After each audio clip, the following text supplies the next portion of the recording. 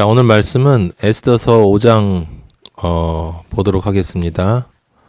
5장 1절에서 8절까지 잠시 기도하겠습니다. 아버지 감사합니다. 오늘 에스더서를 마저 생각해 보고자 합니다. 아버지의 예수 그리스도의 얼굴을, 당신의 말씀을 저희들에게 보여주시고 우리가 예수님을 더 깊이 알아서 예수님으로 지어져가는 그 우리의 존재의 변화가 오늘 또 일어날 수 있도록 인도하여 주시옵소서. 성령의 진정한 참된 능력을 기대하오니 아버지 함께하여 주시옵소서. 예수 그리스도 이름으로 기도하였습니다. 아멘. 오늘 에스더서를 가능하면 이제 마치고자 합니다.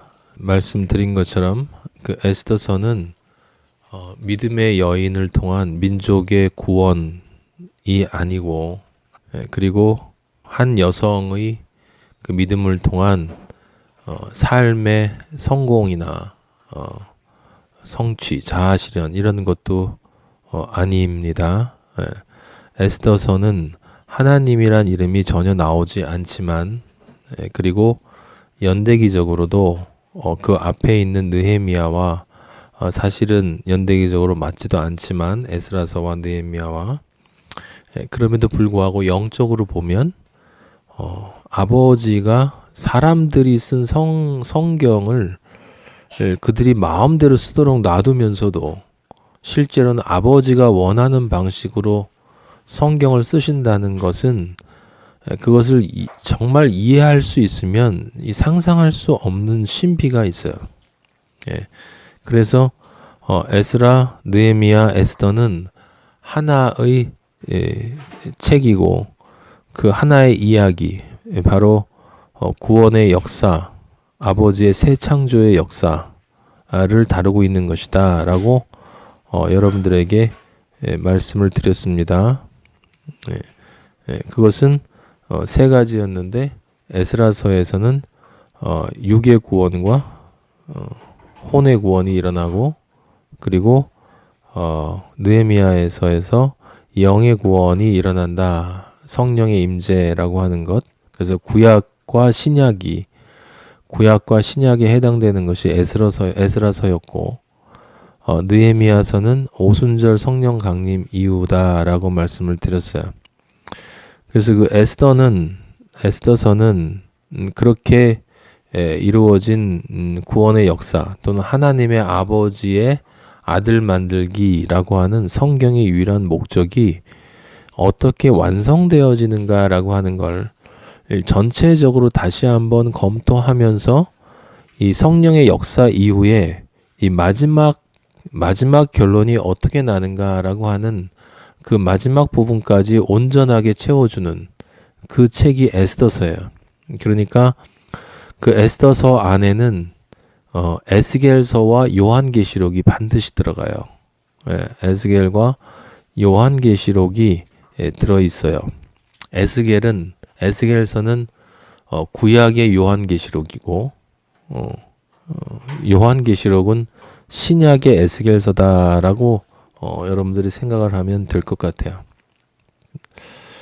나중에 아버지가 에스겔서를 다시 보게 하실지 모르겠지만 어쨌든 그렇게 하시면 다시 자세하게 보도록 하고, 오늘은 그 에스겔서와 계시록이 이 에스더와 어떻게 연결되어지는가를 볼 거예요. 그런데 그 전에 그 에스더서는 우리가 앞에서 봤던 에스라와 느헤미야와 마찬가지로, 모든 성경과 마찬가지로 아버지가 창세기 1장에서 이야기하신 그 7일 창조, 하나님의 아들을 창조하는 공식이 있다고 그랬어요. 성경은 늘 그것과 일관되게 진행이 된다. 그 하나님의 아들, 하나님의 백성, 바로 여러분들, 우리들을 아버지가 창조해 내시는 그 단계가 있는데, 그 단계가 7단계고, 그 7단계가 끝나야 8이라고 하는 새로운 시작이 있다 라고 여러분들에게 말씀드렸죠. 그래서 모든 성경은 다 그 7의 공식과 그 8의 새로운 시작에 관한 이야기 빼고는 없어요. 예. 그냥 간단하게 이렇게 생각하면 돼요. 어떤 성경을 읽든 그곳으로 연결이 될 수밖에 없고, 근데 성경을 읽는데 그곳으로 연결되지 않는다. 그럼 다 가짜라고 생각하시면 돼요. 예. 오늘 에스더서도 마찬가지예요. 예. 아름다운 훌륭한 믿음 있는 왕비의 이야기가 아니라 구원받고 하나님의 아들이 될 그리스도인에 대한 이야기다라는 겁니다.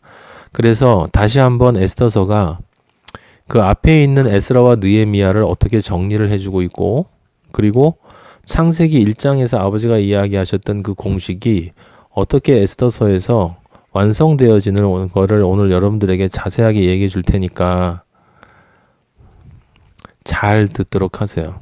에스더서 1장 1절을 보면 아하수에로 왕이라고 하는 존재를 통해서 하나님을 상징을 합니다. 그래서 인도로부터 구스까지 127지방이 무엇을 의미하는지를 여러분에게 설명드렸어요. 그것은 첫 번째, 만왕의 왕이신 하나님의 정체성을 선포하는 구절이에요. 1장 1절의 구절은. 그래서 인도로부터 구스는 온 세상을, 온 우주를 뜻하고 127지방은 12 곱하기 10, 그래서 예수 그리스도의 제자 되는 그 존재들을 10계명의 완성을 통해서 7, 완전하게 이루어진 그 예수 그리스도의 제자들을 다스리는, 그러니까 의의 존재들을 하나님의 아들들의 아버지가 되시는 분이다. 그런 뜻이에요. 그래서 2절부터 보면 이게 첫 번째 하나님의 정체성을 선포한 후에, 그 다음에 에스더서 1장 2절부터 보면 어디까지냐면 이제 4절까지 거기 3절을 보세요. 3절을 보면 왕위에 있은 지 제3년에 그의 모든 지방관과 신하들을 위하여 잔치를 베푸니. 오늘 여러분들이 주의해서 봐야 될 제목, 에스더서에 가장 많이 나오는 단어가 있어요. 그게 뭐죠? 잔치라는 단어예요. 잔치. 그래서 오늘 우리 제목도 저번엔 에스더의 잔치 1이었고 오늘은 에스더의 잔치 2예요. 2. 예. 이 잔치라는 단어를 여러분들이 영적으로 잘 이해해야 되는데 굉장히 어려웠어요. 에스더서가 전체로 풀리는데 제가 거의 이거를 한 100번은 아니어도 뭐 엄청나게 많이 들었어요. 예. 듣고 또 듣고 또 듣고 영적인 의미를 아버지한테 알려달라고 한없이 들었습니다. 이제 저한테 주신 것만큼만 제가 설명을 드릴 테니까 여러분이 듣고 거기에서 더 듣고 100번을 읽어도 성경의 의미를 정확히 다 알 수가 없어요, 여러분. 그냥 일반 책이 아닙니다, 이건. 왕위에 있은 지 제3년이라고 그랬죠, 3년? 잔치를 베푼다 그랬어요. 그 다음에 3년의 모든 지방관과 신하들이라고 하는 건 그 하나님의 그 영화로운 영광의 나라를 상징하는 것이고, 3년은 하나님의 시간이라고 제가 말씀드렸어요. 그것은 3이라고 하는 것은 성부 우리 아버지, 성자이신 십자가 그리스도의 예수 그리스도 아버지, 성령 아버지, 그 3의 존재가 그 연합된 상태로서 그 3의 존재의 하나님의 뜻에 정확히 부합하는 시간이라고 우리가 얘기할 수 있겠죠. 그건 물론 우리가 생각하는 그런 시간의 개념이 아니에요. 그런 뜻 안에서라고 생각하면 되겠어요. 하나님 아버지와 예수 그리스도와 성령 아버지는 한 분이시기 때문에 하나의 뜻을 가지고 있다. 요한복음 1장에 보면 태초에 말씀이 있었는데 그 말씀이 하나님과 함께 있었고 그 말씀이 곧 하나님이셨다라고 그랬죠. 말씀이 하나님이셨다. 그리고 그 말씀으로부터 모든 것이 창조되었다 그랬어요. 그때 성령은 없었냐? 아니요. 그 하나님 아버지가 말씀하시면 성령이 이뤘어요. 내 주체가 있고 내 말이 있고 그 말에서 나온 능력이 있는 것처럼, 그래서 그 셋이 온전히 연합되어진 그때 그 하나님의 나라에 있는 천사들과 뭐 우리가 알 수 없는 많은 존재들이 있을 텐데, 저번 주에 제가 계시록의 부분을 조금 보여드렸습니다. 거기서 잔치를 베푼다고 그랬습니다. 그런데 어떤 잔치냐면 180일 동안에 그의 영화로운 나라의 부함과 위엄의 혁혁함을 나타내리라 라고 나와 있죠. 그래서 이 4절까지는 2절에서 4절까지는 그 첫 번째 하나님의 정체성을 선포하신 후에 맨 처음 1절에 두 번째는 우리 영적으로 보면 실제 역사 이전에 그 에베소서를 비롯해서 성경을 보면 우리의 구원이 언제 이루어졌어요? 창세 전에 이루어졌어요. 창세 전에. 그러니까 지금 우리는 시각적으로 조금 전혀 알 수는 없지만 우리의 낮은 한계로는 하지만 2절에서 4절까지의 모습은 그 하나님이 이 땅에서 이루실 그 창조를 창세 전에 예비하고 있는 모습이 나타나고 있다라고 하는 것입니다. 그것은 무엇이냐면 바로 잔치를 베푼다라고 하는 것이에요. 그건 잔치를 하나님 아버지가 계획하고 계시다라고 하는 겁니다. 마지막 잔치는 혼인잔치예요. 계시록에서 일어나는 혼인잔치. 그 혼인잔치를 지금 선취하고 계시는데 그 4절에 보면 왕이 여러 날 곧 180일 동안에 라고 나와 있어요. 180. 전에 말씀드린 대로 100이라고 하는 건 완전 숫자예요. 여러분 성령이 여러분 안에 떨어지면 성령의 씨가 그럼 우리는 30배, 60배, 100배의 결실을 맺어야 돼요. 30배, 60배, 100배. 그래서 100은 완전한 결실을 뜻하는 완전을 뜻하는 수고 10의 곱하기니까 10의 10이니까 당연한 거지만 어쨌든 100은 온전히 이루어져야 할 거예요. 바꿔 얘기하면 7의 공식에 따라서 그리스도인이 온전하게 하나님의 아들로 완전하게 지어지는 것을 100으로 결실 맺는다라고 하죠. 그 100으로 결실 맺으면 그 다음에 8이라는 단어가 나와요. 8이라고 하는 단어는 굉장히 중요한 단어죠. 사실 우리는 이 땅에서는 8이라고 하는 것을 물론 우리는 경험을 하지만 진정한 8은 저 세상에 가면 아버지를 만나면 이제 경험하게 되는 거예요. 8은 7로 구원을 완전히 이루고 나면 온전하게 새롭게 시작되는 것을 8이라고 그래요. 예, 그래서 이스라엘 사람들이 난지 8일 만에 할례를 행했어요. 그거는 가장 처음 새로운 시작을 뜻하는 거야. 그래서 걔네들이 아직 자기 중심적으로 하나님을 진정으로 자기 아버지로 받아들이기 전에 이스라엘 백성은 마치 우리 요즘 사람들이 유아 세례하는 것처럼 어린 아이들에게 8일 만에 할례를 함으로써 이 아이가 나중에 커서 진짜 자기의 옛 자아를 온전히 버리고 하나님의 아들로 완성되어서 새로운 존재로 새로운 창조로 시작되기를 바란다라고 하는 뜻이에요. 그리고 아버지가 그것을 명령한 것은 그렇게 되어야 한다는 것이기도 하고 또 그렇게 아버지가 이 아이를 이루어 주시겠다라고 하는 뜻이죠. 사람이 할례를 한 게 아니라 하나님이 할례를 하라고 8일 만에 하라고 명령하셨잖아요. 그죠? 그래서 이 8이라는 숫자는 우리가 이제 영적으로 보면 예수 그리스도가 십계명을 완성하셨어요. 율법을 완성하셨죠. 그래서 율법의 완성, 십계명의 완성을 통해 모든 것을 새롭게 구원하시어 창조하시어 새롭게 시작하시는 바로 그 십자가, 능력 또는 십자가를 뜻하는 거예요.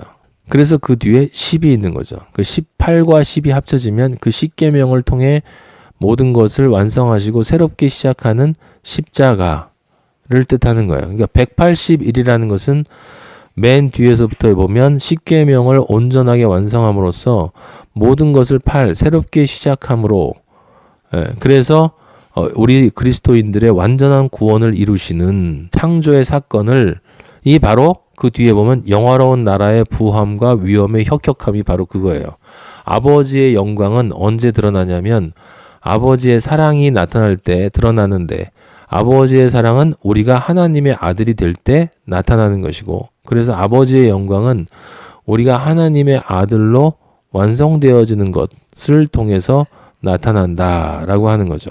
그러니까 1장 4절은 180일 우리가 알고 있는 이 시간 동안에 위대한 왕임을 드러내고 이 세상 사람들 얘기하는 것처럼 그런 것이 아니라 아버지가 이제 창조를 하게 되면 이 세상 역사를 180일로 십자가 안에서 그렇게 구원을 함으로써 영원한 나라, 아버지의 진정한 나라의 부함과 위엄과 혁혁함을 드러내시겠다라고 하는 것을 뜻하는 것이기 때문에 1장 4절은 한마디로 줄이면 창세 전에 세워진 십자가를 뜻하는 거예요. 창세 전에 세워진 십자가. 그러니까 1장 3절과 4절을 통해서 에스겔서 37장 27절이 이제 선취되는 거예요. 여러분 찾아보세요. 에스겔서 37장 27절.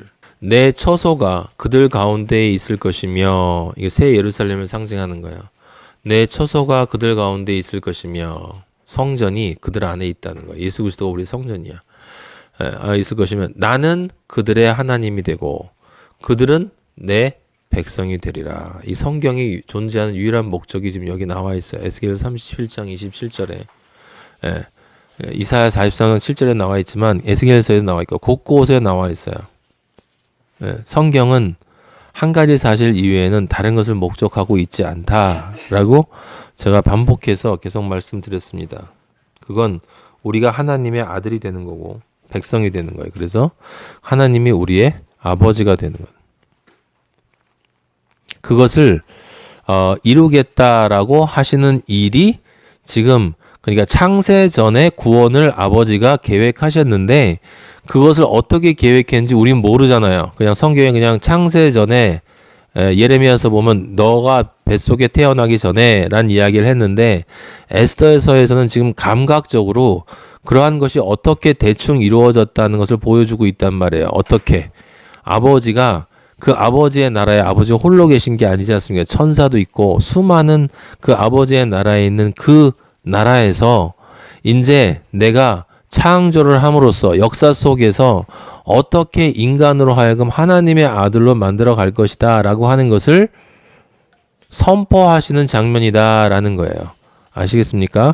그래서 1장 5절에 보면 이렇게 쓰여 있어요. 이날이 지남에 라고 나와요. 그러니까 그것에 그렇게 기획이 이루어진 다음에 그러니까 아버지의 나라에서 우리는 태어나기도 전에 아버지가 이미 계획하시고 선포하시고 아버지의 나라에서 하늘나라에서 그렇게 이루기로 작정하신 그것이 지남에 왕이 또 도성 수산에 있는 뭐라고 써 있어요? 귀천간의 백성을 위하여라고 하죠. 이게 바로 뭐냐면 이 세상에서 아버지가 하나님의 아들로 지어지기 위해서 이 세상에 창조한 사람들을 위하여 그래서 거기서 어디 시작하냐면 왕궁후원뜰이야. 왕궁후원뜰에서 무슨 잔치를 해요? 칠애 잔치를 해. 칠애 잔치라는 건 뭐야? 이제 내가 앞에 3절 4절에서 계획한 이것을 역사 속에서 칠애 공식에 따라 이 세상 백성을 위해서 이룰 것이다 라고 하는 이야기를 하고 있는 거죠. 그죠? 예. 그래서 예레미야서 33장 2절 보세요. 예레미야 33장 2절 보면 일을 행하는 여호와 그것을 지어 성취하는 여호와 우리 하나님 아버지는 기획하시고 행하시고 성취하신 여호와 누가 하는 거냐면 아버지밖에 하는 존재가 없어요. 여러분은 우리는 그냥 따라가는 거예요. 아버지가 하는 거로 따라가는 거지 내가 무엇을 하는 것이 아니에요. 가짜들은 또 이렇게 얘기하면 그래 나는 할 게 없어. 그냥 맨날 죄 지으면서 그냥 죄인임을 깨닫고 그냥 기다리고 있으면 아버지가 하시겠지 뭐 어차피 나는 안 되는 거. 그거는 아주 야비한 자기 정당화예요. 저는 그런 말을 한 적이 없어요. 여러분들에게. 맛있는 피자 가게를 아는 사람은 찾아갈 수밖에 없는 거야. 못 찾으면 할 수 없지만 3살 먹은 애도 아는 거를 그렇게 세상이 좋으면 좋아서 그렇게 핑계를 대고 우린 죄인이니까 나는 어쩔 수 없어. 아버지가 날 이끄시는 걸 기다릴 수밖에 없어. 나는 아무것도 안 하고 맨날 세상을 향해서 가면서 그러면 안 됩니다. 우리 아버지가 슬퍼하세요. 그러니까 7일 동안 잔치를 베푼다 한다는 말이 뭐겠어요? 태초에라는 말이었어요. 창세기 1장 1절 태초에. 그게 무슨 뜻이었어요? 십자가 안에서. 십자가 안에서. 7일 동안 잔치를 베푼다는 게 무엇입니까? 7의 십자가 안에서, 7의 공식 안에서 잔치를 베푼다는 건 무슨 뜻이에요? 이 세상에 그 먼지에 불과한 존재들을 혼인잔치로 완전히 이끌 것이다. 그런데 그 혼인잔치를 이끌기 위해서는 그 전에 실질적인 잔치가 이루어져야 돼. 실질적인 잔치가 바로 뭐냐면 미리 여러분들에게 말씀드리지만 그 잔치가 유월절이고 화목제예요. 화목제. 번제와 화목제. 우리 아버지가 유월절을 이야기하시면서 1월 14일 날 저녁에 사실은 오후 3시에 해당되는 시간이지만 그때 양을 잡고 그 양을 저녁에 먹고 밤새 남겨놓지 않고 다 먹으라고 그랬어요. 그들은 그때 기쁨으로 먹는 거예요. 그리고 나중에 레위기에 보면 제사를 지낼 때 번제를 지나면 번제를 모든 걸 태우는 죄에 대한 속죄와 그리고 헌신을 나타내는 것을 마친 다음에 이 화목제를 하게 되면 이 화목제는 하나님과 우리가 화평해지는 것이기 때문에 그게 잔치예요. 화목제는 예수 그리스도라는 존재를 서로 나눠 먹는 거야.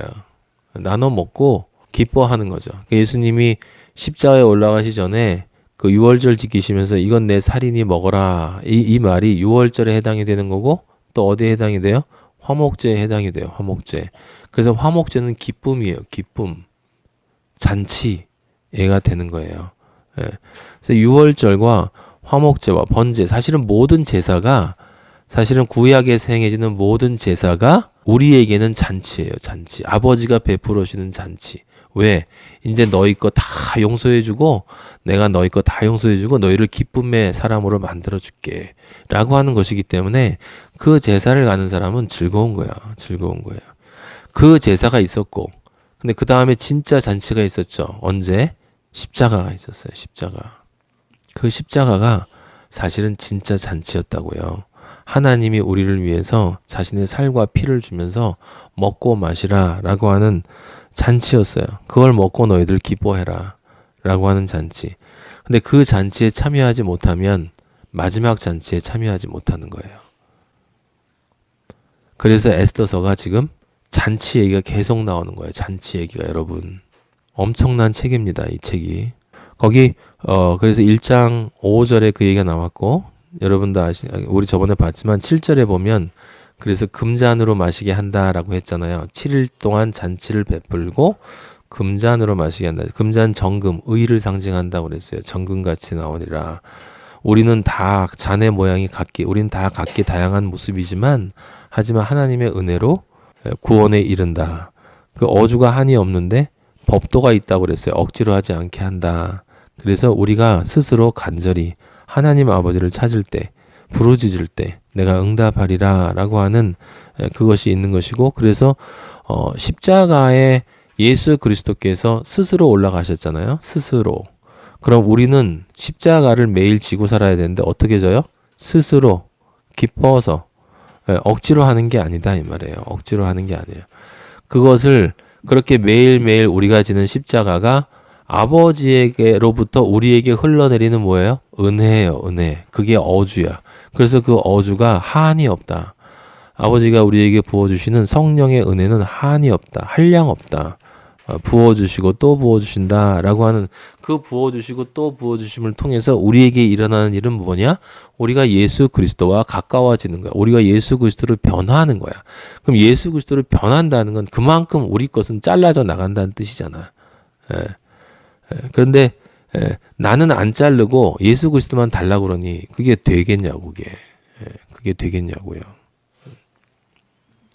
진짜 예수 그리스도로 되는 것이 얼마나 기쁜지를 모르는 사람은 자기가 잘려져 나가는 걸 기쁨으로 견딜 수가 없는 거예요. 그렇죠?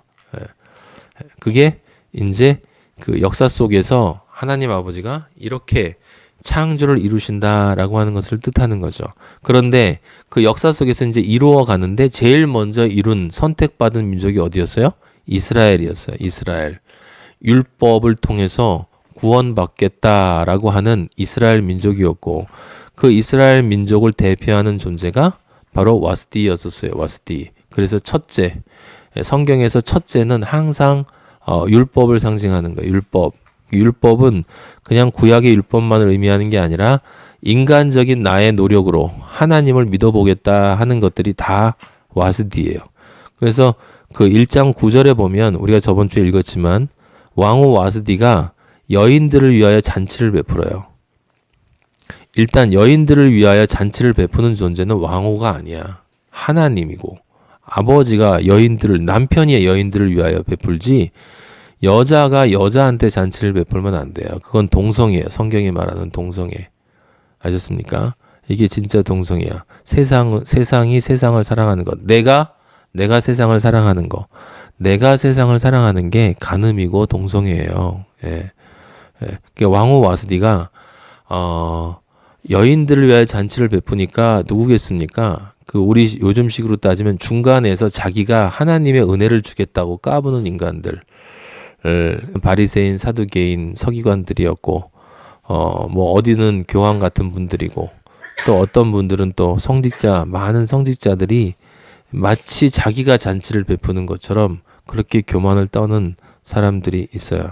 그런 사람들의 중심 안에 있는 것이 율법이라는 단어로 상징되는 인간적인 노력이고 인간적인 규율이고 인간적인 행위다라고 하는 겁니다. 그래서 그 하나님은 우리 아버지는 늘 달아보시기 때문에 그래서 달아봤던 걸 우리 저번 주에 봤어요. 그래서 왕후 와스디를 달아봤죠. 근데 왕후 와스디를 표현을 해보면 거기 용모가 보기에 좋다라고 그랬죠. 근데 뒤에 우리가 저번에 봤던 에스더는 어떻다고 그랬어요? 아름다웠다고 그랬어요. 아름다웠다.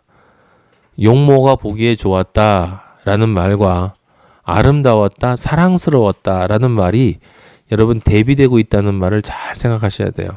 용모가 보기에 좋았다는 건 겉보기에 좋았다는 뜻이야. 율법이 그래. 그래서 예배를 보고 사람들이 보기에 좋은 짓을 아버지한테 드린다고 하는 모든 인간들의 모습이 용모가 보기에 좋은 거예요. 용모, 그들이 다 와스디예요. 와스디. 용모가 보기에 좋은 자들. 하지만 그들이 하나님 아버지 앞에 갔을 때 그리스도의 의를 보일 수가 없어. 그렇기 때문에 그런 사람들은 어떤 특징을 가지고 있어요? 따르기를 싫어해. 왕의 명령을 따르기를 싫어하는 거예요. 그래서 가지 않는다라고 나와 있죠. 그건 따르기를 싫어한다는 뜻이야. 안 간다는 뜻이 아니라 성경에서 뭐라고 얘기하고 있습니까? 그때 다 가서 아버지, 내가 아버지를 위해서 뭘 했는데요? 라고 이야기를 하지 않습니까? 그러니까 구원은 구원대로 받고 세상에서는 세상대로 즐기고 내 명성 누리고 권력 누리고 부 누리면서 살고자 하는 그 인간들의 모습이 용모가 보기에 좋다. 광명한 천사의 얼굴을 하고 있다. 굉장히 신앙심이 깊은 모습이 있다. 종교인 같은 분들의 모습이다. 그런데 그들을 아버지는 단적으로 이들은 나를 따르기 싫어한다 라고 나왔고 결론을 뭐라고 그랬냐면 12절에 진노가 따라온다. 아버지는 그런 존재들에게 진노하신다 라고 얘기했고 그래서 심판이 따라온다 라고 하는 것입니다. 아버지로부터 모자라서 탈락됐어요. 탈락됐죠. 그래서 그 탈락된 상태에서 이것은 이스라엘 민족이 바벨론으로 끌려간 거나 마찬가지죠. 바로 그 상태, 탈락된 상태예요. 탈락된 그 상태에서 아버지는 다시 시작하세요. 왜? 둘째를 불러야 되기 때문에. 율법이 아니고 무엇을 통해서 구원받을 존재? 은혜. 오직 은혜를 통해서만 구원받을 존재를 아버지가 부르기 위해서 다시 부릅니다. 그래서 에스더 2장 2절이 이제 7의 공식이 시작되는 거예요. 7의 공식이 시작되죠. 첫 번째가 뭡니까? 빛의 임재. 빛의 임재. 복음의 선포. 복음의 선포. 콜링. 아버지에게로 나아오라는 그 선포가 에스더 2장 2절에 나타나요.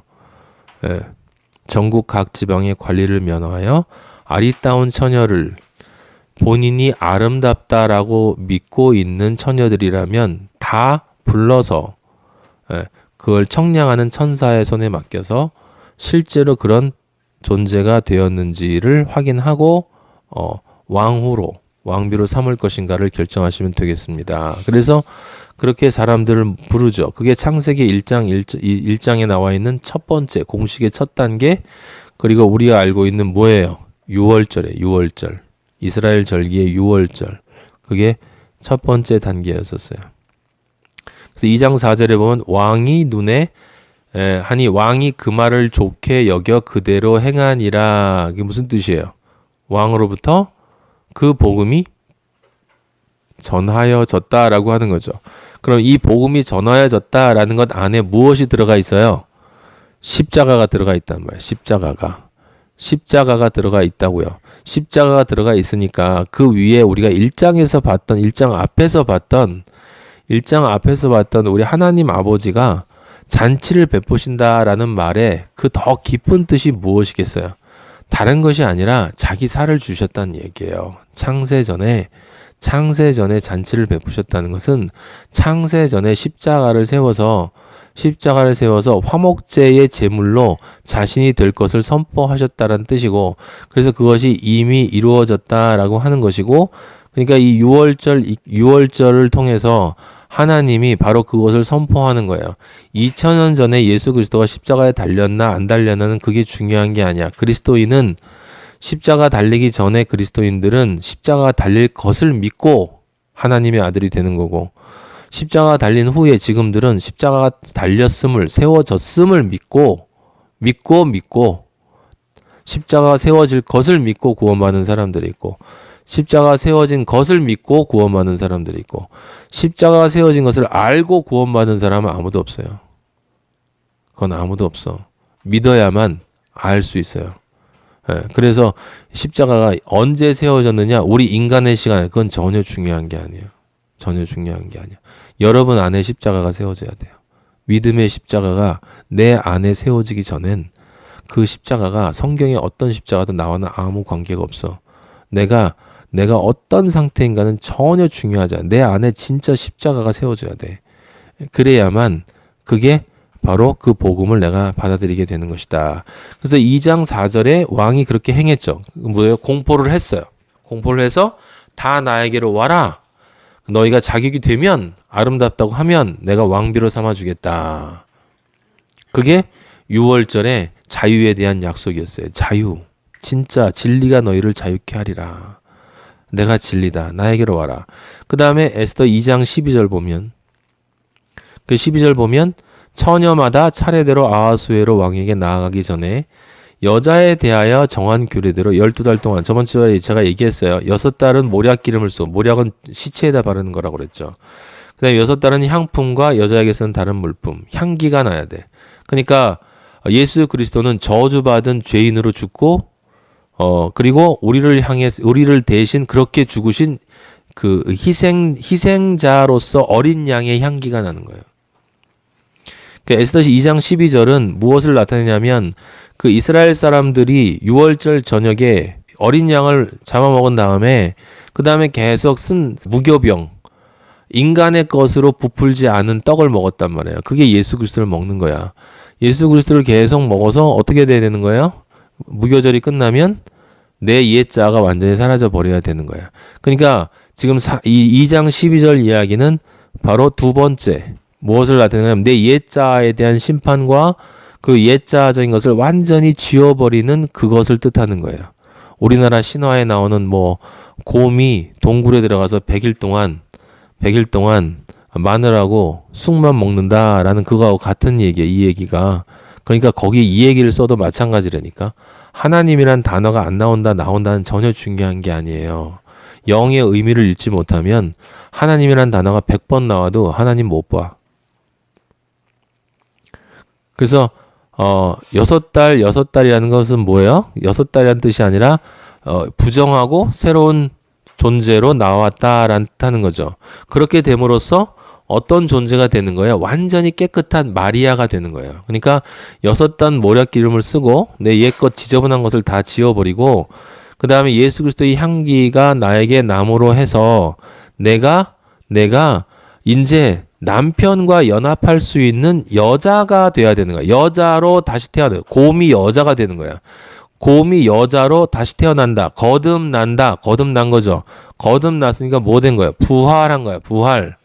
지금 부활한 거예요. 다시 태어난 거야. 다시 태어났는데 다시 태어났으니까 나는 여자로 다시 태어났는데 지금 막 태어났으니 십자가가 내 안에 세워졌으면 다시 태어난 나는 당연히 나는 남자를 몰라. 아직 한 번도 성경험을 해본 적이 없는 상태가 되는 거예요. 그래서 마리아의 상태가 되는 거야. 그래서 내가 누구를 받아들일 수 있는 거예요. 예수 그리스도의 생명의 씨를 받아들일 수 있는 준비가 되는 거예요. 그래서 2장 15절에 그 궁녀를 중화하는 넷이 회개가 정한 것만 다른 것을 구하자. 다른 것은 어떤 것? 인간적인 것, 형식적인 것, 어떤 것도 구하지 않고 오직 하나님으로부터 전달되어진 천사들을 통해 전달되어진 또 선지자를 통해 선지자들을 통해서 아버지께 전달되어진 오직 예수 그리스도의 보혈만을 그 보혈의 은혜만을 너는 구해야 한다라는 것을 듣고 그것으로만 자기를 치장을 하니 모든 보는 자에게 사랑을 받았더라. 모든 보는 자가 사랑하겠어요? 아니지. 그리스도인은 이 세상 사람들이 사랑하지 않아. 볼 수 있는 자, 눈이 있는 자는 볼 수 있는 거야. 보는 자는 볼 수 있는 자를 뜻하는 거지.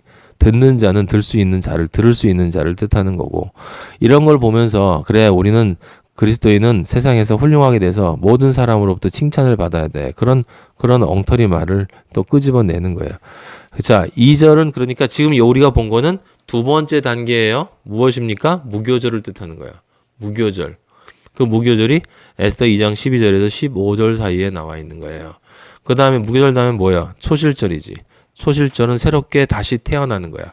이제 완전히 부정되어져서 새롭게 태어나는 것이 뭐냐면 2장 16절에 나와요.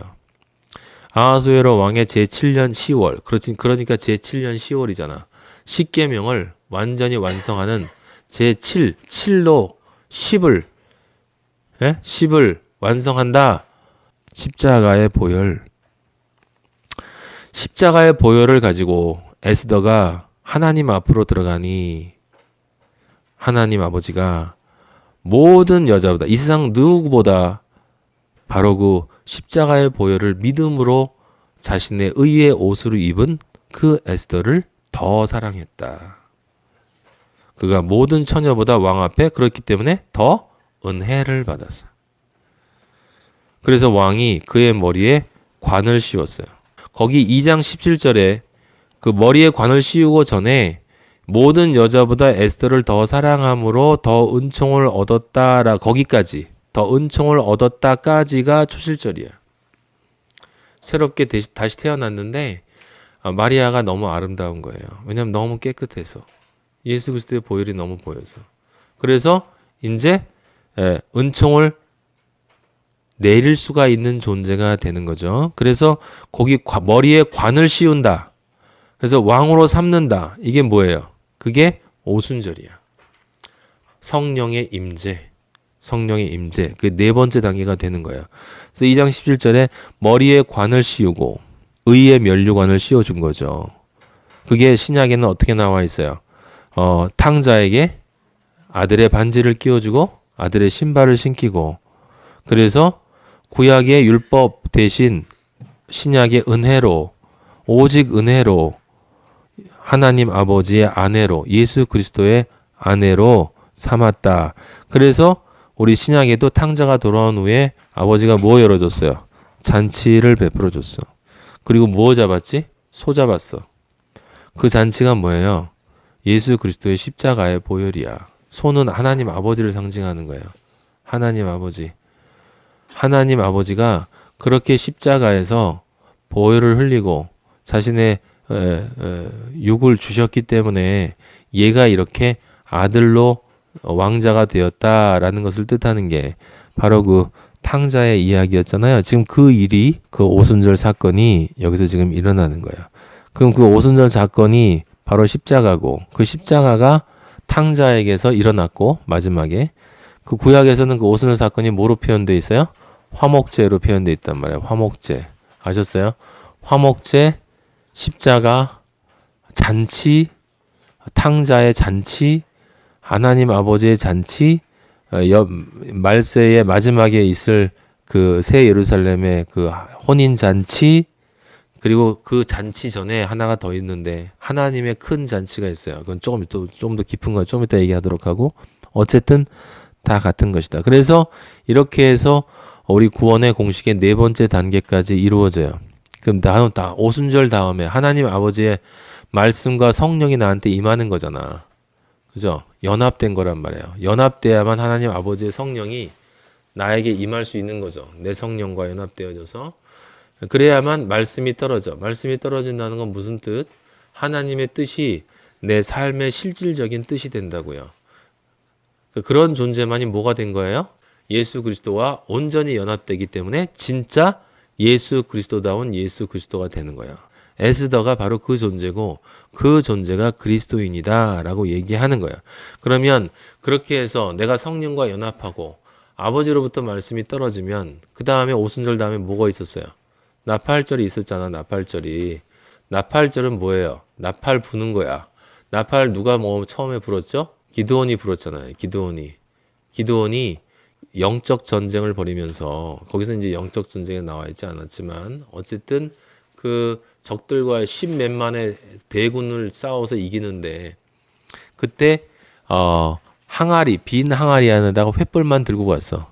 그리고 나서 밤에 삥 둘러선 다음에 기드온이 명령하자마자 그 항아리를 깨고 횃불을 끄집어낸 다음에 나팔을 불었어요. 그랬더니 그 미디안 군사들이 다 그냥 자기들끼리 서로 죽이고 다 죽어버렸어. 그러면 그 횃불이라는 것은 무엇을 뜻하는 거야? 성령을 뜻하는 거야. 성령의 불, 성령의 빛을 뜻하는 거고, 나팔을 분다는 건 뭐야? 말씀을 선포한다는 뜻이야. 성령과 말씀. 성소 안에서는 오른쪽에 떡상, 왼쪽에 등대. 바로 그걸 상징하는 거지. 그래서 그럼 항아리는 뭐야? 우리. 여러분과 나가 항아리라니까. 우리 안에는 다른 것이 들어있으면 안 돼. 우리 안에는 성령만이 임재해 있어야 된다. 이런 뜻이에요. 지금 여기 있는 에스더가 예수 그리스도의 보혈로 다 씻어내고 내 옛자의 선악과의 욕망을 다 씻어내고 나니까 하나님 아버지가 보실 때 너무 아름다웠다라고 하는 건, 다른 말로 하면 텅 비어 있는데 성령만이 예수 그리스도의 적인 예수 그리스도만이 그 안에서 반짝반짝 빛나고 있다라고 하는 뜻이에요.